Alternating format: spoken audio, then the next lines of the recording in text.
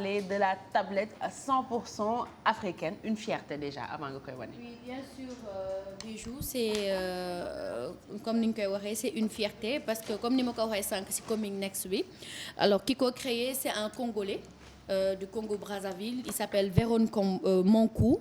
Bi mu koy créé, il avait 27 ans et il est considéré actuellement comme étant le Steve Jobs africain. Donc avant ñuy dugg ci présentation bi ak background am dañuy seetaan élément bi après ñu door a ñëwaat. Aujourd'hui, l'assemblage a encore lieu en Chine.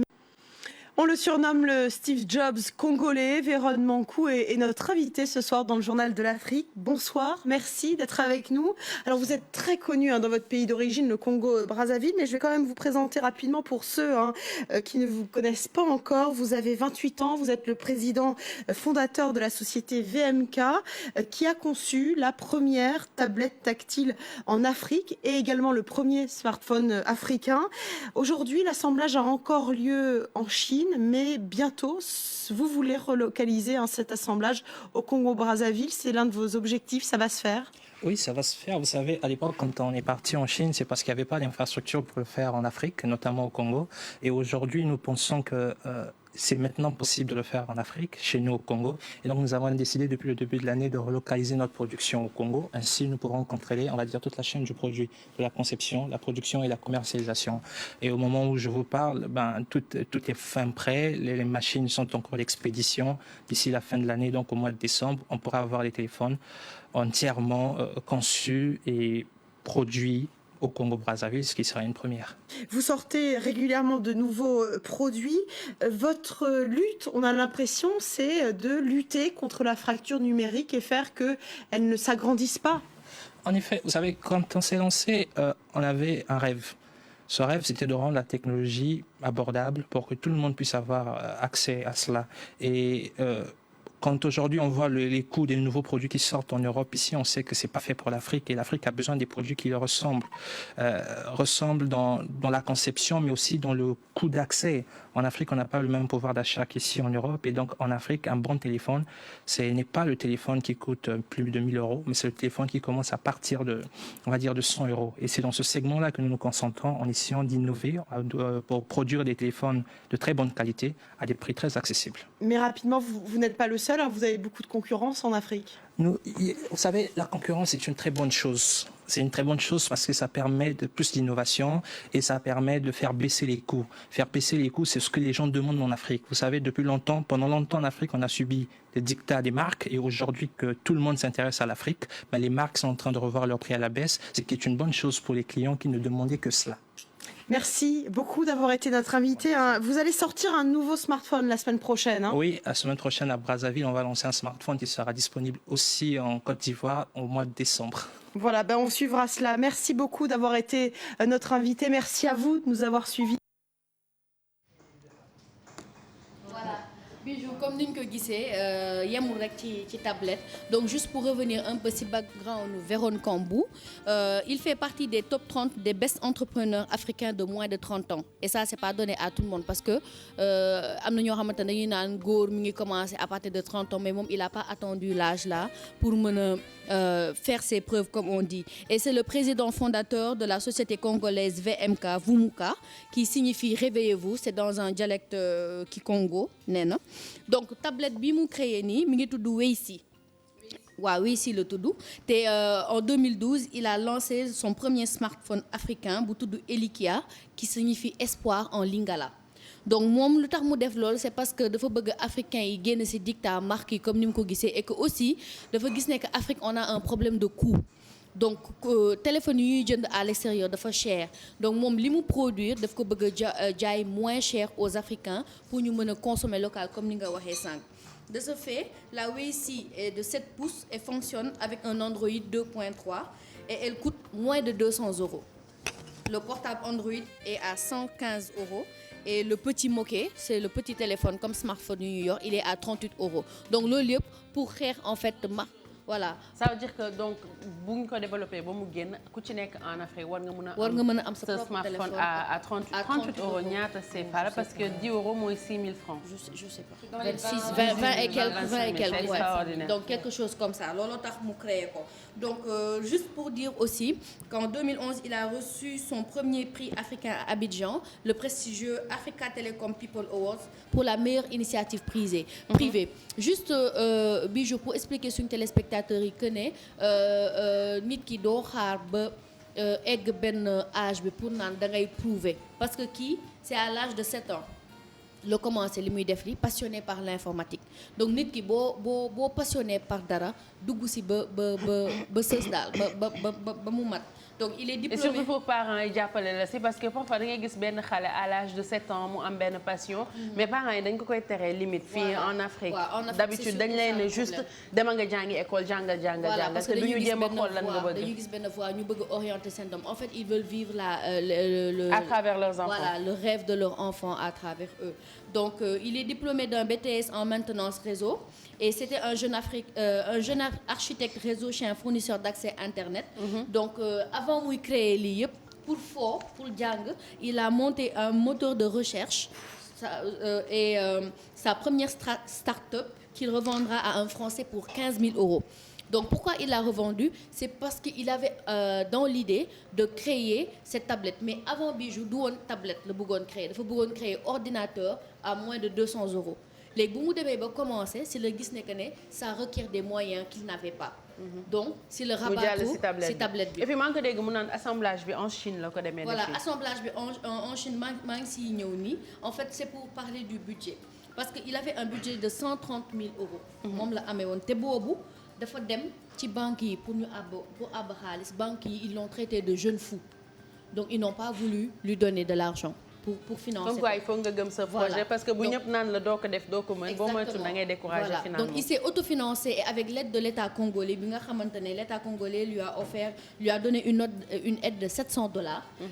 Sur ces bases là la dem créer tablette bi donc tablette bi comme ni mu ko waxee sànq dañ ko assembler Schengen parce que foofu xam nga chinois yi c'est moins cher. Mais la tablette en tant que telle, elle est née au Congo-Brazzaville. Mais elle est fabriquée en Chine, comme produit Apple en fait. Donc, juste pour te dire, fu mu jógee en 2009, son chiffre d'affaires était de 0 francs. 2009. En 2010, c'est passé de 0 à $50 000. D'accord. En 2012, c'est passé de 50 000 à $300 000. ba tey jii nii mënu la wax chiffre d'affaires fu mu toll. Donc pour dire que affaire yi gëm la parce que tu pars de 0 à $50 000 déjà. ci benn at c'est vraiment quelque chose.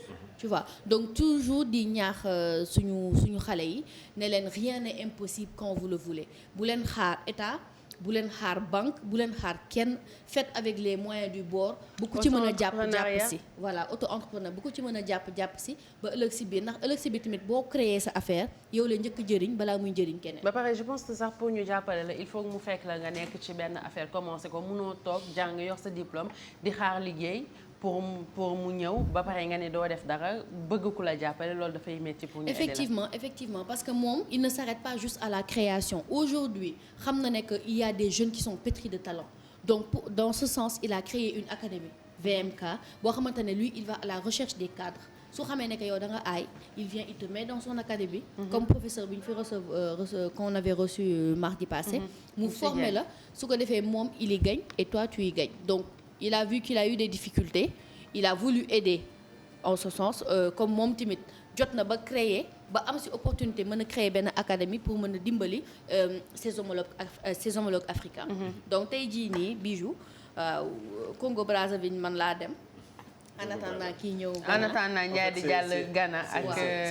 c'est important chaque jour loolu la ñuy wax technologie bi développement de l'Afrique on peut toujours se miser sur la technologie actuellement moo yor àddina bi te je pense que Afrique actuellement mën na jaar ci beneen domaine mais bien sûr que actuellement espoir bi mooy technologie domaine science ak technologie nga xamante ni mën nañ ci defal lu bari surtout comme ni ñu koy waxee création application yi start-up yi wala ay téléphone mobile yi. mën nañ permettre ñun africains yi ñu gën ci mën a développer surtout jeunesse africaine bi. waruñu ko bàyyi ginnaaw comme ni nga ko waxee développement Afrique ça passera forcément par agriculture li ma doon wax sànq par domaine science bi par domaine technologie bi il faudrait que ñun ñëpp ñu sëgg ci rey ci suñu bopp parce que comme Bouba ni mu koy waxee tout le temps sama dadi nee na ñun dañ doon nelaw nit ñi di waaxu bu ñu jógee dañoo war a daw pour dàq ji leen wala pour voilà pour mun leen exactement nee na waruñu dox waruñu raam waruñu def dara daw la ñu war a def donc nañu rey suñu bopp ci domaine technologique yi ak tamit domaine scientifique bi pour Afrique mën a développer wu. Exactement. Merci beaucoup Marie c'est intéressant et surtout que coût bi wàññee ko parce que parfois ñu indi fi ay smartphone ay tablettes ay ordinateurs di la ko jaayee prix yoo xamante ne ci kutal lekk ak naan wax dëgg yàlla mooy bu ko ñëpp am daal à moins de 200 euros. benn téléphone à 38 euros. ah loolu c'est presque donné quand même. xéewal la xéewal la de on espère que ñun africains yi dinañ ko jënd. mais c'est surtout ça nag man sama problème loolu la parce que politique boobu la léegi maintenant dañu xaw a créé nañ ba pare non dañ naan Afrique la jóge non dañu am complexe dañu naan est-ce que baax na parce que ñun ñoo ko defaral. voilà dañuy am complexe. léegi li beneen tubaab bi di communication defar la moo baax. léegi donc beneen foog ñu communication jéem la a loolu beneen communication beneen campagne te la pourtant parfois nga jënd li tubaab bi di defar du am ak yow une semaine mu yàqu. le téléphone day jar ay 1000 euros jar ay 500 euros te bu ñu ko téye benn année balaa beneen at yenn saa yi du mat waat sax bees ñu daal di changer.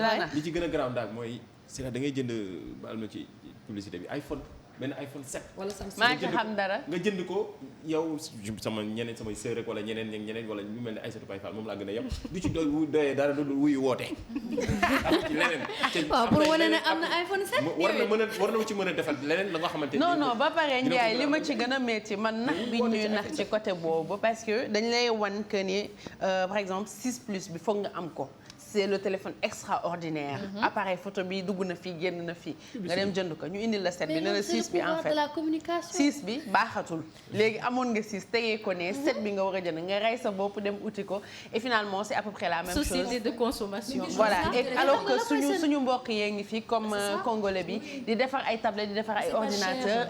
c'est pas cher ñu koy xeeb. te made in China la comme iPhone bi. ñi nekk à l'extérieur c'est que il crée le besoin chez toi. c'est-à-dire yow ak sa iPhone 6 tu es sûr que moom sa iPhone 6 mi ngi combler ses besoins. mais seen publicité bi ñuy def. bi ñu la koy tegal il crée le besoin en toi ba nga foog ne yow sa iPhone 6 c'est devenu obsolète. mais da ngay Afrique ñuy jëndee téléphone. par rapport à l'étranger bokkul yow man par exemple boo jëlee fii nga tukki nga dem yow téléphone bi ngay yor nga xool ci métro bi wala say xarit yi fa dëkk amaguñ sax yow bi nga yor. boo ñëwee sax dañ leen naan mais yéen a ngi dund yéen am ngeen téléphone bi. c'est vrai que da ngay gis benn européen bu yor téléphone pendant 4 à 5 ans. mais dëgg la. en fait c'est plus utilitaire pour ñoom alors que ñun c'est plus pour la frime quoi. tey iPhone 7 iPhone 8 génn na moom ngay génne Snapchat yooyu seen photo yi ndox snap moo baax. da ngay rafet daal. ngay leen naañ image bi day day naan du moom du man. bale fobeere ak pompe yëpp la lay defaral soo ko génnee. nee nañu bul xool nit bokkati ay Facebook ay yooyu di ko topp. parce que xam nga léegi nga changé. am naa ci xarit boo xamante ne daf ma doon ñaan kenn ma indi leen ko pour présenter ko mu ne ma fontoo. ki ma gis du kii. photo bi kooku métis la. nekkete caméra 360 moo fa jaar ba léegi heure bu ma photo damay commenter caméra 3600 la may bindal li may wax xam na boppam ma pare naa fa loolu c'est jaar à signaler de surtout ñun góor ñi nga xamante ne ñun fu ne ñanga ca lu ne góor ñi sax dañuy 360 léegi. ah mais non mais ah oui Ndiaye bu ko weddi yéen a ngi ci bouton yi yëpp la ñuy effacer la. yéen a ngi xam ci nga góor tamit mais ci jigéen ñi ñuy chercher ci jigéen góor nu mu tane mooy